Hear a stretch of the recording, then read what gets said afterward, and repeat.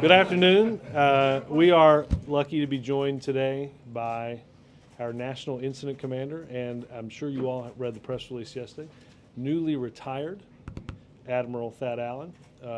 Joining us today sans his several decades of uniform to give us an update on the BP oil spill, our response to the Deepwater Horizon, and I will give it over to him. Thanks, Ron. Thank you. Afternoon. As you can see, my wife's taken me to a men's store in the last couple of weeks.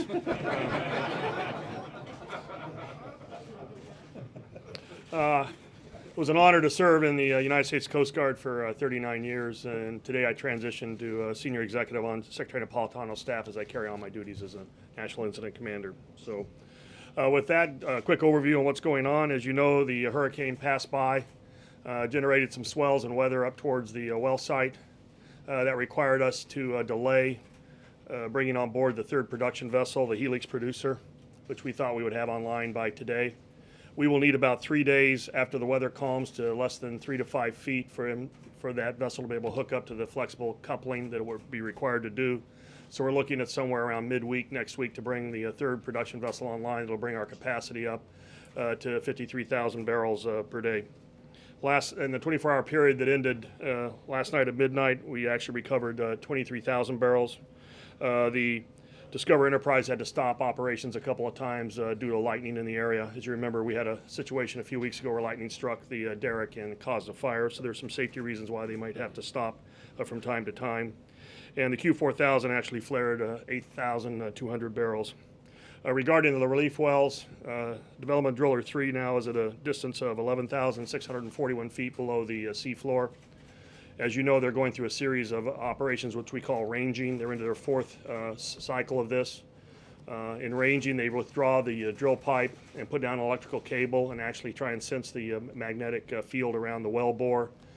They are within around 15 feet of the wellbore at this point. They will continue down 700-800 more feet, slowly close into the wellbore, and when they know they've got it exactly in range, know exactly where the drill pipe is in relation to the wellbore, then they will attempt to move in and drill through the wellbore and then the casing as well.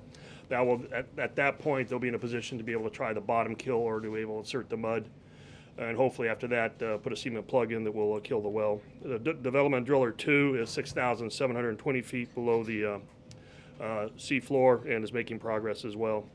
Our onshore and nearshore skimming and recovery operations have been significantly hampered by the weather.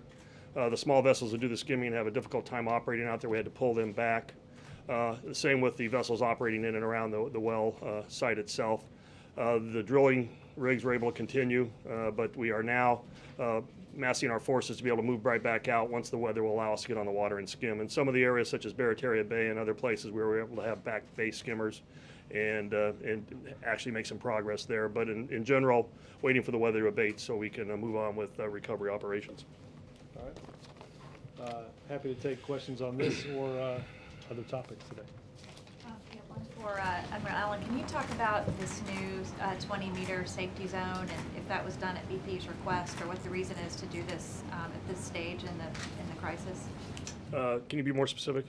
The safety zone for vessels around booms and other oil response? It's not unusual at all for the Coast Guard to establish either safety or security zones around any number of facilities or activities for public safety and for the safety of the equipment itself. We would do this for marine events, fireworks demonstrations, cruise ships going in and out of port. Right, but we're so far into this disaster now, and why do it now, and why the new? I actually had some personal complaints from some county commissioners in Florida and some other local mayors that thought that there was a chance that somebody would get hurt or they would have a problem with the boom itself. Had not presented itself before, but once presented with it, logical thing to do. So it wasn't a BP request? No, no. And then one really quickly for you, Robert, on the climate bill. Is it, I think some environmentalists are under the impression that the administration is now asking for a vote before August and limiting any kind of cap or pricing to the electric utilities. Is that accurate? Well, look, we have said that, and the Senate has said that after coming back from the recess, one of the things that they will do is likely take up energy. We think that's the right thing to do. The president had a good meeting a couple of days ago with bipartisan, with senators from both parties that have led on this issue. We've not made any final determinations about the size and scope of the legislation, except to say that the president believes and continues to believe that putting a price on carbon has to be part of our comprehensive energy reform. So he hasn't decided yet to look at it in just one industry, for No, instance? again, this is, whether this is energy or immigration, this is going to have to be something that's discussed with Democrats and Republicans alike. Yes, sir. Thanks. Well, first for the Admiral, do you believe, will the skimming operation start again this weekend, or do you know when that will start again? It depends on the type of skimming equipment in the sea state. Some of the larger vessels that operate offshore will be able to get out quicker. When you get over 3 to 5 feet, some of the smaller skimmers, say 30, 40 feet in length, have a very difficult time operating and being effective, so it'll be weather-based. There were some rumors in the financial markets today that the well had been capped, which is obviously not true. Is there any information that we haven't gotten about progress? Including me. Right. Nothing that I'm aware of. I would say this, as they get closer to the well bore, getting in a position to make that final drilling into the well bore and the casing itself, there is a slight chance they could nick the well bore. Because of that, they have a vessel up there that's full of mud waiting to be able to shoot it in if they have a problem there, but nothing to my knowledge. Robert, along the same lines, can you give us an idea as to when the administration will be releasing its new report on, or its new decision on offshore drilling moratorium? I think that will come from the Department of Interior, I would expect in the next few days. In the next few days? Yes, sir. Great. And one non-oil spill related question. There's growing fear among economists and in financial markets about the possibility of a double-dip recession. The President met with Chairman Bernanke earlier this week. Is that a concern that the President has, and are you preparing plans or a way to address that now? Well, look, we continue to work towards improving our economy, creating an environment for job creation.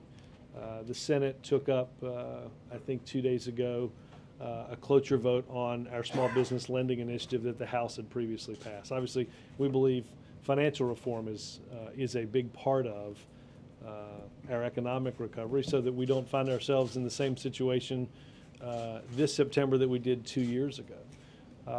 So I would just simply say we continue each and every day to look at and to monitor events here. And obviously we now understand over the course of the past several months the news that from overseas, how much that can affect our markets here and economic prospects here.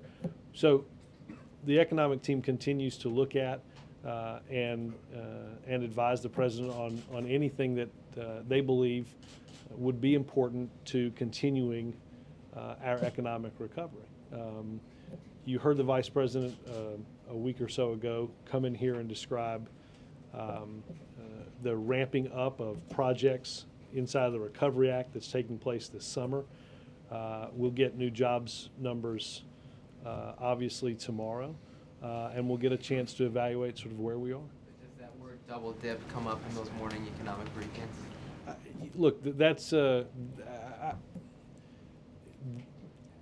economic conditions and the plight that we face based on the fact that the pothole that we're in, if you will. If you look at that chart, what I mean by that is the chart that I show you guys on the amount of job loss of 8.5 million jobs. Obviously, you're always concerned about the trajectory of and the fragility of that recovery. That's been the case, though, honestly, Jeff, since the moment we walked in here. So the state of the economy is constantly on our mind. Yes, sir. Hey, Robert, on immigration reform, what are the chances that enough Republicans will come on board and that this will get done this year, 2010?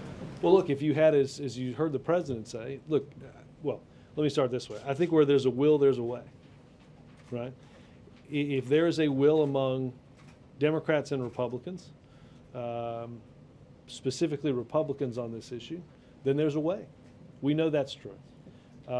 We have, as you heard the president talk about, Republicans that have supported this in the past that haven't been as supportive or as vocal in their support of comprehensive reform as they have been in the past, as they were when, as the president lauded former President Bush for dealing with this issue. We know this, that the issue of immigration and immigration reform has been in the news a lot lately because of the steps that were taken in Arizona. We understand that we can't have each state have its own immigration law, and that it's up to those in Washington to solve the problems that have existed, quite frankly, for many, many years. So where there's a will on the Republican side of the aisle, there will be a way forward on comprehensive immigration reform. And on the oil spill, if I may, House Republicans today released a report that's critical of the administration's cleanup efforts. Specifically, they say that they have evidence that administration officials, quote, have misrepresented key facts, including the number of assets dedicated to cleaning up the spill, the timing of when officials knew about the oil leak. What is your response to that? Well, I think we've been pretty transparent throughout this response. I've stood up here and talked to you all very frankly. I've given you the numbers that we have. The numbers are rolled up from the reports we get from the folks that are downrange there. I've been downrange myself. I've been to all 4 states. I go frequently. Travel both the president and the vice president this week. Every indication I have that the numbers are coming up are the numbers that are there. You can always find a place where there's somebody on the beach not cleaning, where it's empty. You can find a piece of water where there's no skimmer. It's just that big an area down there. But this thing has evolved from the start from a massive monolithic oil spill into thousands and hundreds of thousands of small patches of oil. It's required us to change our tactics, to move to a more skimmer-based approach from the boom approach. It was originally requested by the governors, but I think throughout the entire life cycle of the event, we've been pretty upfront with the resources that have been out there. So it's more about the complexity of this operation rather than transparency? Well, there's no doubt it's the most complex thing we've ever been involved in.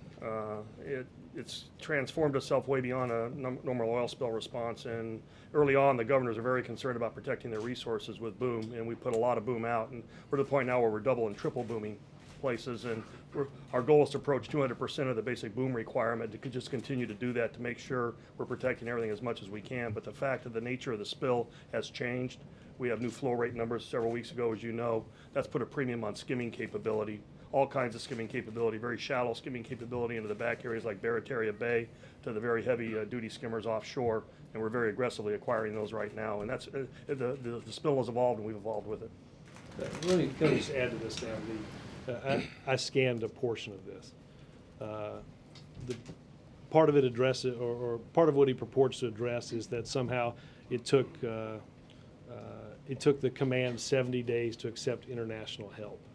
That is, it's a myth that has been debunked literally hundreds of times. There were already 24 foreign vessels that were operating in the Gulf before the State Department announced 2 days ago additional international assistance. As early as May 11th, boom had arrived from Mexico, Norway, and Brazil. Part of the report mentions that, our failure to waive the Jones Act has been a problem. That, again, a myth that has, I think, been debunked on any number of occasions. And I would say one thing to Congressman Issa: Plaquemines is spelled Plaquemines.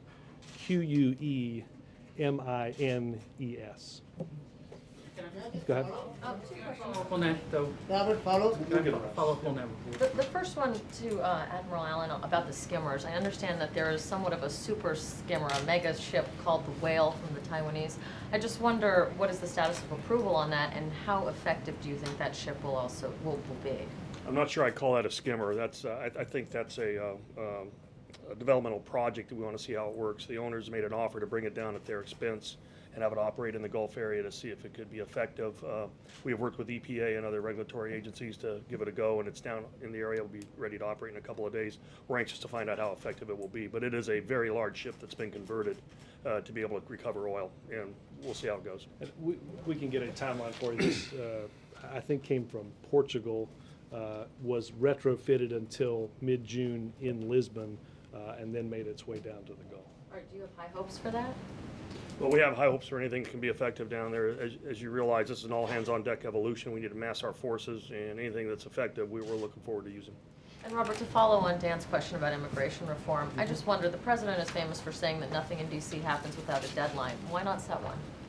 Well, again, this is we've made progress on this before. We know Washington can do this, but unless or until Republicans that have been doing this before, that have been supportive of immigration reform, that have spoken out eloquently about the need for it, until they get back into this game, and by that I mean into the legislative arena to solve this problem, it's not going to get solved. And that people should understand that.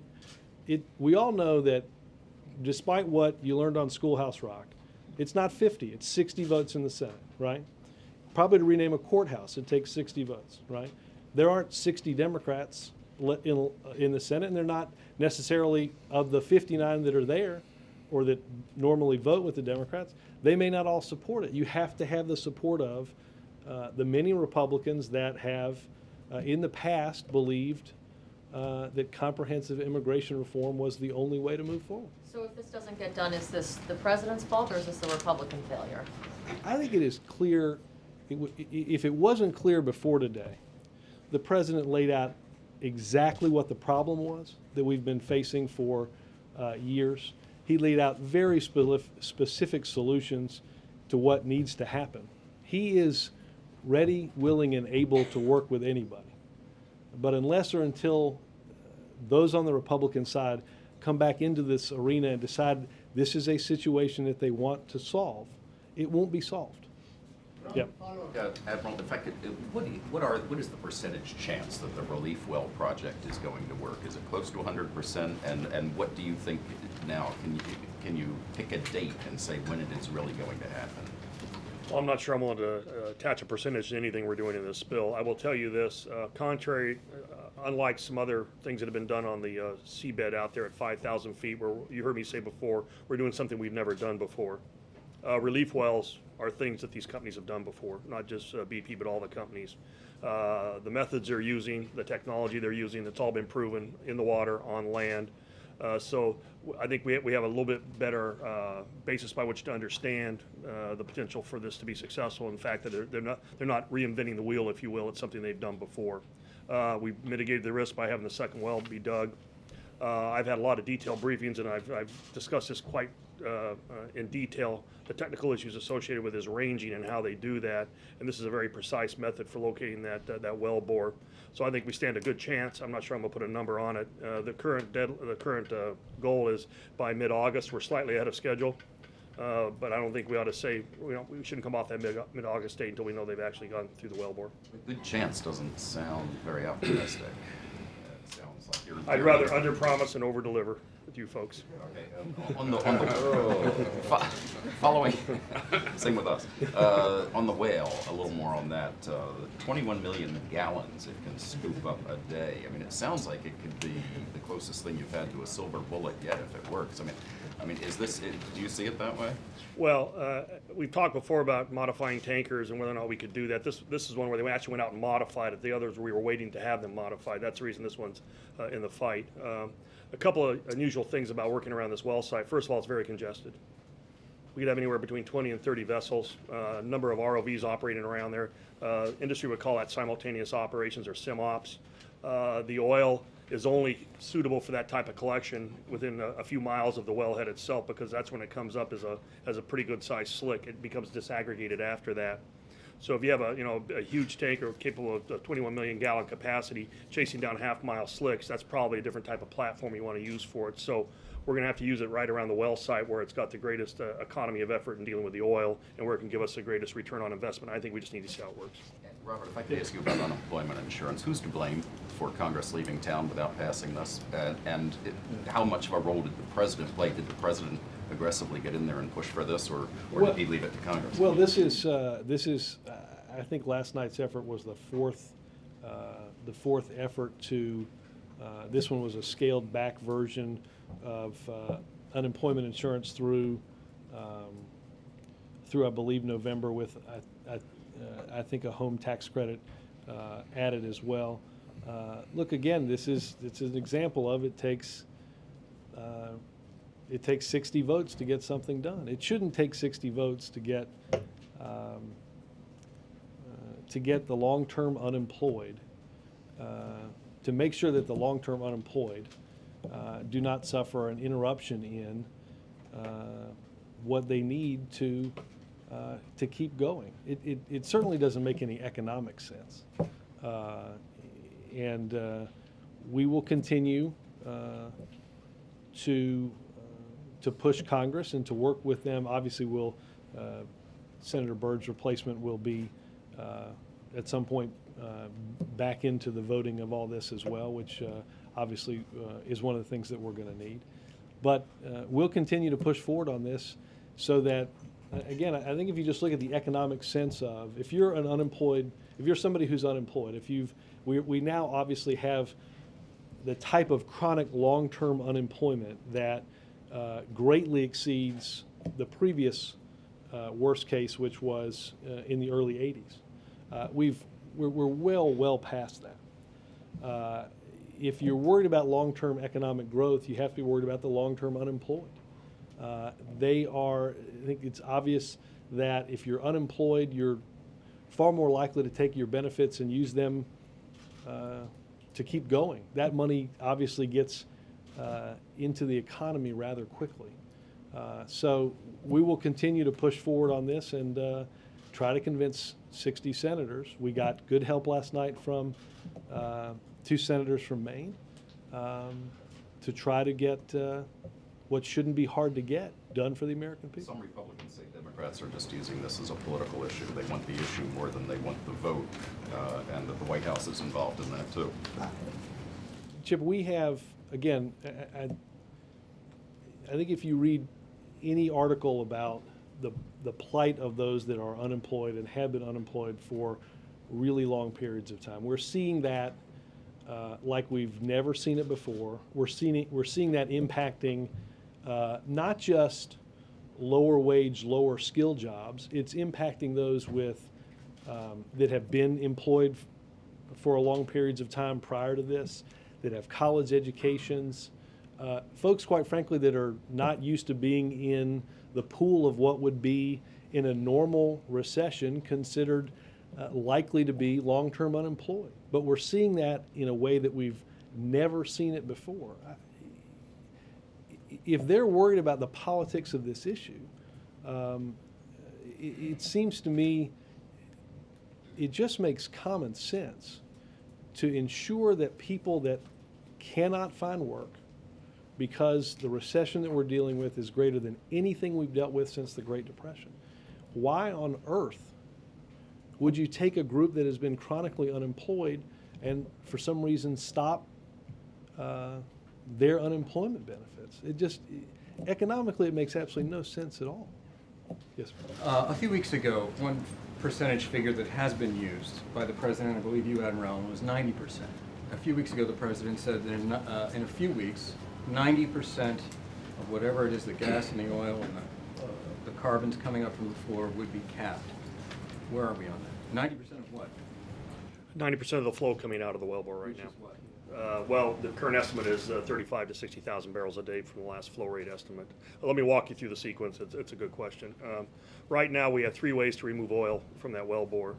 The riser pipe that goes up to the Discover Explorer, and the choke and the kill lines. Those are the lines we try to push the mud down during the top kill exercise. We are taking oil out of 2 of those right now. We intend to take oil out of the 3rd, the kill line, with the Helix producer once the weather calms down. That will take us to a capacity of 53,000 barrels a day. Now, we don't know what that's going to do to that picture you see of the imagery with the vents open and the oil. We would like to get that down where there's a minimum amount of oil escaping as possible, but it's never going to be 0, because if it goes to 0, that means water could intrude and we have a hydrate problem with the capping device. BP has proposed, and we are reviewing right now, the placement of a new cap on it, which they would actually unbolt that stub section of pipe that was cut off. And that's what we call, that white area is called a flange. Actually unbolt the flange and actually put another containment device on that would be bolted on that would assure a complete seal. And when the president talks of achieving a greater than 90% recovery rate, he's talking about with the new capping device.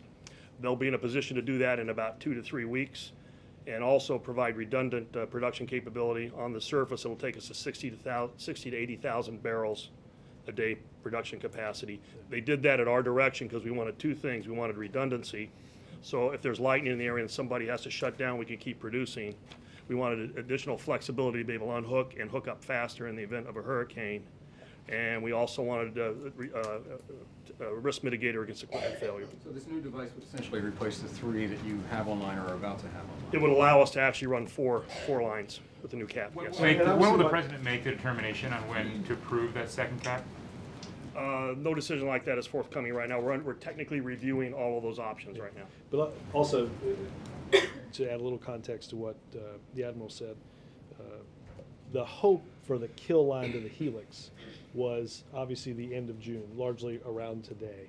Because of weather, equipment had to be taken off of the Enterprise that's needed for the helix. So the date for, which the Admiral said earlier in the briefing, is sort of midweek next week to bring the kill line to the helix online. That would take us what we believe to a capacity of around 50 to 53,000 barrels a day. But that's not 90%, No, the 90% is achieved with the second cap. Yeah. which is 2 or 3 weeks after what Now- happens well, next week, Now, right? let me So be that specific here. depends on If we're close on the flow rate, the 35 to 60, we could get there with the 53, but we're not assured because it's not a perfect seal. And you said, maybe I was confused, you said that it was the relief well was in 15 feet of the well bore, but you said there's several hundred feet left to bore. I'm not sure I follow you there. It's within 15 feet, side by side, going down and slowly getting closer till they're sure they know exactly where they're at and they can go in for the Okay, Robert, a question for you, back to Congress and pending legislation, the war supplemental. House Democrats want to trim, I guess it's $500 million from the president's Race to the Top program in order to offset the war supplemental. Right. What's your feeling about that? Well, look, we, obviously the president has put a lot of energy, as Secretary Duncan has, into the Race for the Top, which is where this money that Congress is looking to take part of. Understand this, and I think it's important that we have a little perspective of what Race for the Top has done, and that is 40-some states that have applied for this have basically undergone the type of education reform that people had hoped to see in this country for decades. That has happened based on the incentive of these investments.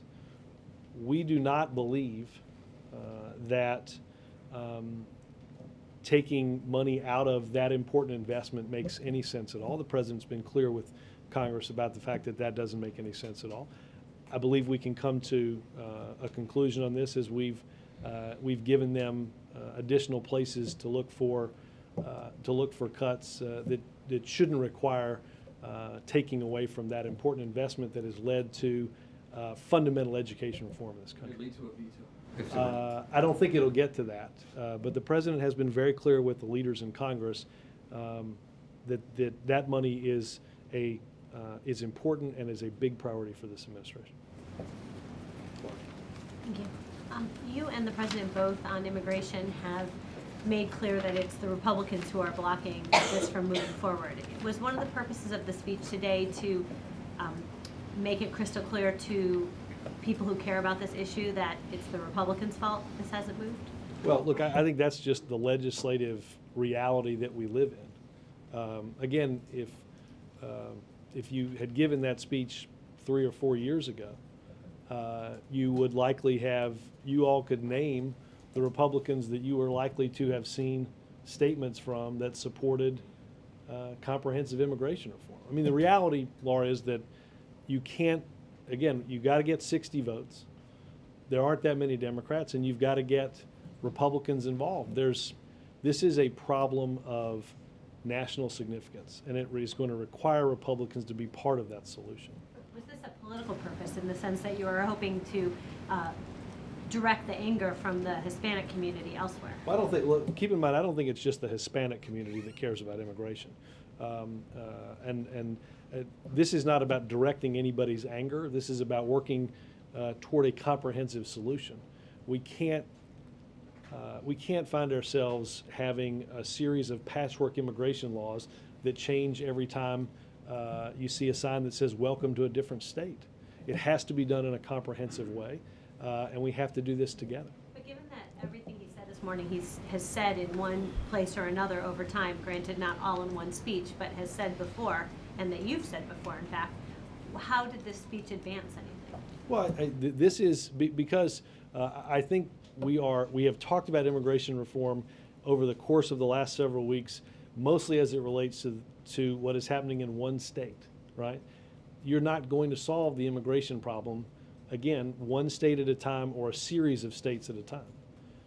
This is a topic that has been talked about for many weeks now, and the only way to solve it is, once again, for Congress to come together, Democrats and Republicans, and pass a bipartisan comprehensive immigration reform. Mark.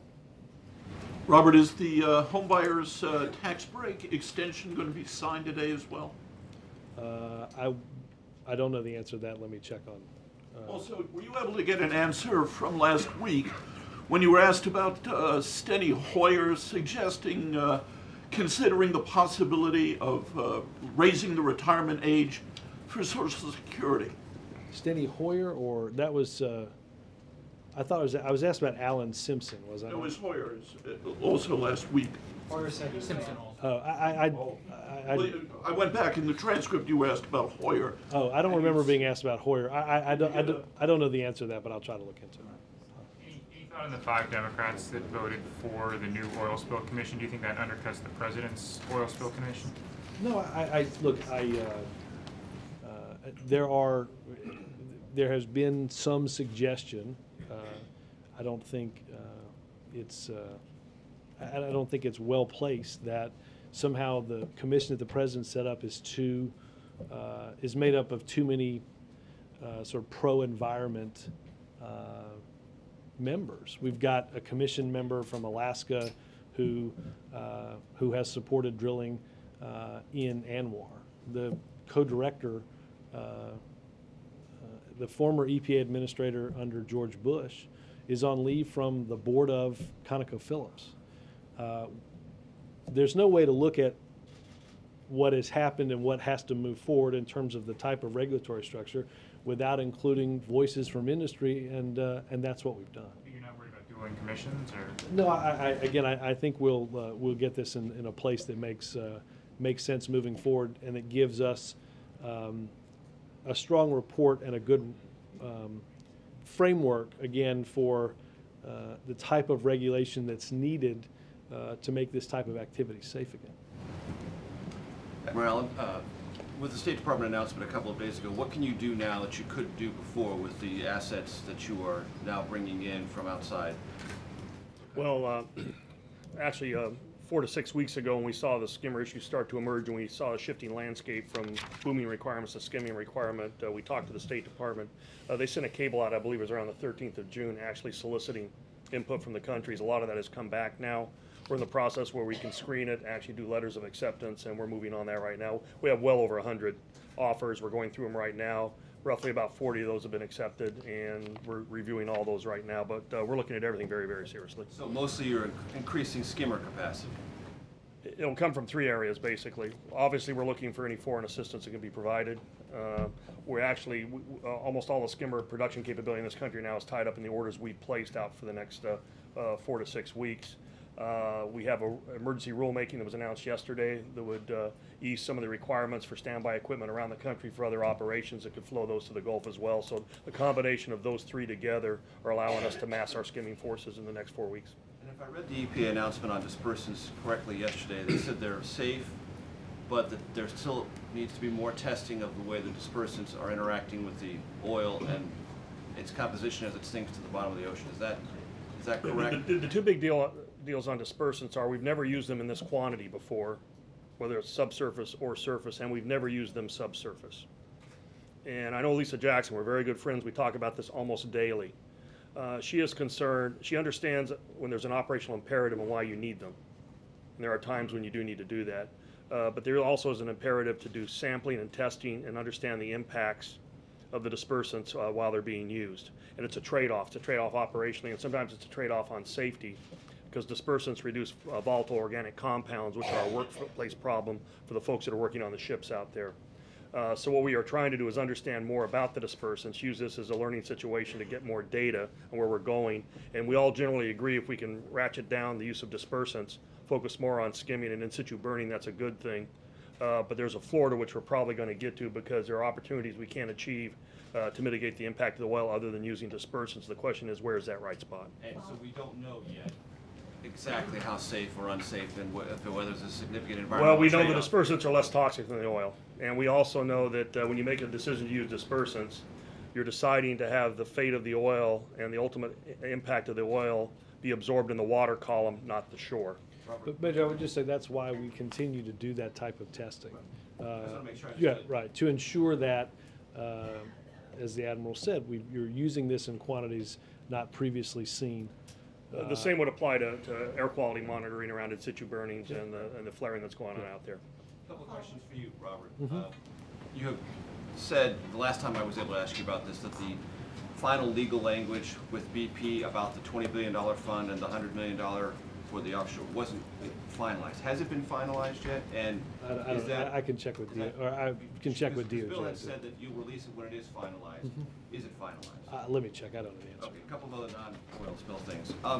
Are you comfortable, Robert, with the way the Romanoff endorsement from former President Clinton went down, and would you be encouraged if there were more direct communication between the former president and the political arm of the White House about things going forward? It's not, good try. Look, the President Clinton has relationships that extend a long time back, and will make endorsements for a whole host of reasons, including that. So, look, I was asked if we heard from them prior to that endorsement, and the answer to that was no. Would you like to in the future? Before you guys, sure. Do you feel the need in any way, shape, or form to coordinate these things, or to at least discuss them informally before they're publicly acknowledged?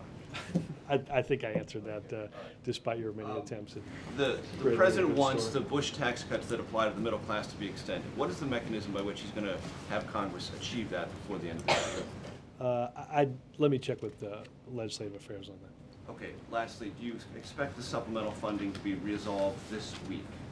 At least on the House side? Look, Is your- certainly is your our com- hope is obviously there's that. I don't, conversations that are intense. right. You feel confident about that? You They think they're were, gonna get a vote this week? there are conversations that have been had even today on that.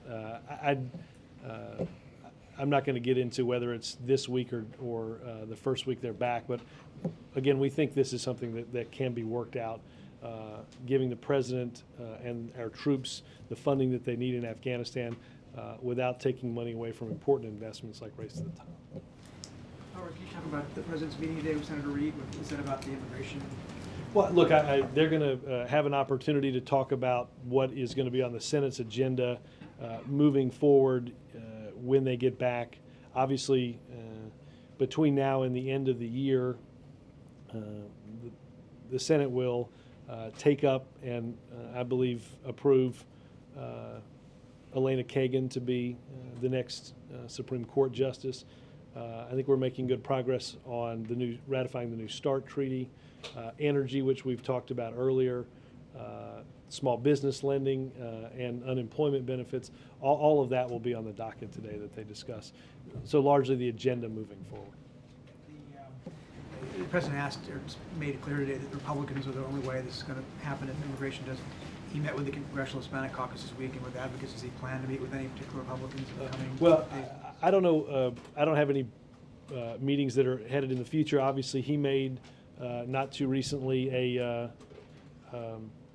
series of calls to 5 Republicans and continues to be in contact through Legislative Affairs and the Chiefs of Staff office on how we move forward.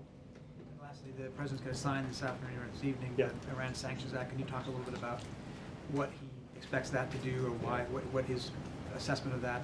Well, look, this I think, and we have seen over the course of this year, we have seen Treasury make designations regarding activities and doing business with Iran. The United Nations has passed the strongest sanctions on Iran that we've ever had. We have our allies in Europe are working on continuing to make progress. The Congress has weighed in, and I know that the Treasury will continue to work on designations so that we can increase, quite frankly, the pressure on the government of Iran to live up to its commitments and give up its nuclear program. And none of this stuff is a silver bullet, but all of it continues to make progress to give what we believe is far more than sufficient incentive to start to comply. Things you want the allies to do that would mirror what the Congress has done in that regard? Well, look, I don't want to speak directly for them, but I know they continue to work on it. Just financial regulatory reform, briefly. The President hoped to sign it this week. It's now going over to next week in the Senate. Is there any, or sorry, until after the break, is there a danger that you lose votes over that break? Are you confident that you'll have another Democratic senator back in place in time to get something done? Well, to the next question, to the last question, yes. Look, obviously the events of the passing of Senator Byrd certainly have delayed for the time being the passage of financial reform. I do think it's important that if you go back to January or February or even a few weeks ago, it was a question of whether this was ever going to come to be. I don't think that's now up for any debate. It's just a matter of when. And I think when we get back, the President will, or when the Senate and House get back, I think the President will very quickly have an opportunity to sign the strongest regulations dealing with the financial industry that we've seen put in place since right after the Great Depression. Admiral, very quickly, have you decided, are you going to be going back down to the Gulf, or have you decided where you can now be most effective at this point in this bill? Are you better used in Washington, or is it better for you to be down in the Gulf area? I think it's been about a 50-50 split thus far. Things going on in Washington this week having to do with the meetings with the cabinet secretaries and the BP officials regarding the transition of the systems we talked about earlier. I'll be down there next week, be traveling around. I hope to get out to the Helix producer as it's hooked up, but I'll move back and forth. Okay. And Robert, can you give us an idea what the President will be doing over the holiday weekend? When he returns tomorrow from the funeral, he and the family will travel to Camp David, and then be back for fireworks and such here on Sunday. We'll have more details in terms of. Will he have guests on the lawn? Yes. Will we see the President tomorrow on the jobs numbers? Yes. Yeah, we'll have guests there. Yes. Can you talk a little? Ethan will be here like on military Sunday. or something? Yep. Can you talk about the Netanyahu visit on Tuesday and what it will involve, how public it will be? Right. Look, the President obviously looks forward to hosting the Prime Minister, who had to cancel a meeting obviously last time. I think they'll discuss a series of important bilateral issues, the implementation of Israel's recent policy changes in Gaza, regional security, our ongoing proximity talks, and the need and the hope to get quickly to direct talks. A visit, I think, is scheduled for the 6th, and we do have we'll have a pool spray there. Yes. Some Jewish groups are disappointed that the President hasn't been to visit Israel yet. Is anything along those lines in the works? None that I'm aware of.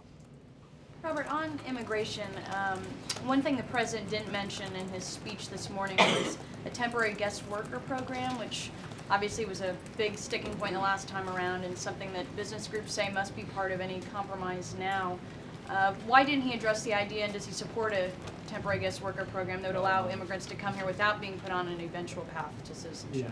Yeah. Well, I think what you just mentioned is are certainly part of the details that are ultimately going to have to be worked out, because there are different ways if you go back into the debate in 05, 06, and even in 07, there were different ways to structure guest worker programs. Some, as I think you just alluded to in your question, structured it in a way that come here for a certain amount of time and then go back before coming into the process of potentially staying here. So obviously, that is certainly one of the aspects that have to be worked through. The president sat down with Senators Graham and Senator Schumer and applauded their framework in moving forward. And obviously, this is part of what would be important for Democrats, Republicans, and the president to sit down and start working through. So he's open to different approaches? Well, I'm not going to close the president's options. What we need is a group on the other side that's willing and ready to have that meeting. Yes, sir. For both of you, to get back to the House Republicans' report about the federal government's response, spelling aside, their bottom line is that they don't believe they're getting straight answers from the government with regard to the positioning of assets, to the point where some are suggesting that the government make available GPS information about where things are down there. We have put Coast Guard officers with every parish president. We have Coast Guard liaisons for Mississippi, Alabama, and Florida. Those liaisons are working down to the county level. I visited there earlier this week with the Vice President. We met with Governor Christ in Florida. These officers are there to cut down on decision time, deploy resources. We've had a tremendous response on vessels of opportunity that have signed up to get their boats out there. We are putting locating devices on that, providing tactical communications and integrating that with air surveillance. We've partnered with the 1st Air Force, and we've taken control of the airspace in the Gulf, especially the temporary flight restriction zone over the well site, so we can integrate all that together to make it more effective. Any local leader down there that has a question on asset deployment and priorities just needs to turn to his Coast Guard liaison officer. Is it, in a sense, real-time information? Well, what we're going to have is this displayed on what we call a common operating picture, and anything that's got a locating device can be seen on a website, and hopefully this data will become more available as we get it up and operating.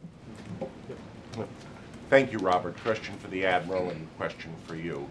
Admiral, when you spoke to us at the end of May along with Ms. Browner, you mentioned that a science summit was going to be held the beginning of June at Louisiana State University. Have they released a report, a white paper from that summit, or can you summarize any of the results? It is done. The report is out. If I can follow up and tell you where that's at, we'd be happy to do it. Okay. And Robert, recently Senator Durbin and Congressman Don Manzullo from the President's home state of Illinois wrote the Pentagon complaining about the bidding process with a contract. It seems as though IDT, a company in Belvedere, Illinois, had been asked to bid on a contract to make protective barriers for troops, and they were turned down, and the Defense Logistics Agency promptly asked a British company, HESCO, to rebuild. They filed a complaint with the General Accounting Office, and as I said, 2 Illinois members of Congress have complained. Is this something the administration's following? And I don't know if you've talked to DOD on this. I have not seen the correspondence on this, but I'm happy to look into this with DOD. Yeah. Thank you, Robert. One for the Admiral. You said that the onshore skimming activities have been significantly disrupted by this heavy weather. Does that mean that more oil than you would normally expect has been coming ashore in the last few days? And given the fact that this was a fairly sort of moderate storm as to what you might expect in hurricane season, has the disruption it's caused you to sort of re-examine the contingencies you might face if there was a more direct hit from a hurricane? Well, the surge we've had in and around Louisiana has been 2 to 3 feet, so there's some areas where the oil would probably be further in to the beaches or the marsh areas than it would be before. On the other hand, weather that gets violent like that has an emulsifying effect, actually breaks up the spill. I'm not sure they counterbalance each other that well, but we'll be out there and be able to assess that very, very quickly. As it relates to hurricane preparedness, this is something we've been working on for well over 2 months. We understand there are going to be challenges associated with that, especially with evacuating the wellhead site and the production units that are out there. The #1 priority will be safety of life and moving those people far enough ahead of the storm so they don't get involved with the evacuation of citizens. Our general timeline for dealing with the storm will start at about 120 hours away from when we predict gale force winds will be at the well site. Robert, Admiral Allen, the last time you were here, I asked you a question about the dispersants and the oil, and you said over time it would biodegrade, and you said you would get back to me as how long it would take for the biodegrading to occur. Do you have that timeline? We do, and if we didn't get back to you, it's my apologies. We'll get that to you. Jane Lubchenco and Noah are the ones that are developing that information. We get it from them, and we'll make sure you get it. Do you remember any kind of roundabout time? Well, it has to do with actually how the oil's been treated and the fate of the oil. Dispersed oil will biodegrade quicker. Undispersed oil will weather and ultimately all biodegrades as part of the metabolic process of the earth. It's a question how fast it happens. What I was asking at that time, Van Jones, the former Green czar here, said that it's about it's dispersants are not disappearance, and he said it goes down and it's more toxins that go down to the bottom of the ocean. And you said over time it would biodegrade. Over time, the oil will biodegrade. Yes, it will. It will. So maybe 10, 20 years or? Oh, no, it's much sooner than that. And if we didn't get you the response, we'll get it to you. Okay, and also, Robert, on immigration. The work visa issue has been a contentious point for many, many, many years, even going back to Vicente Fox when he was president of Mexico. What is the president's stance on the work visa issue?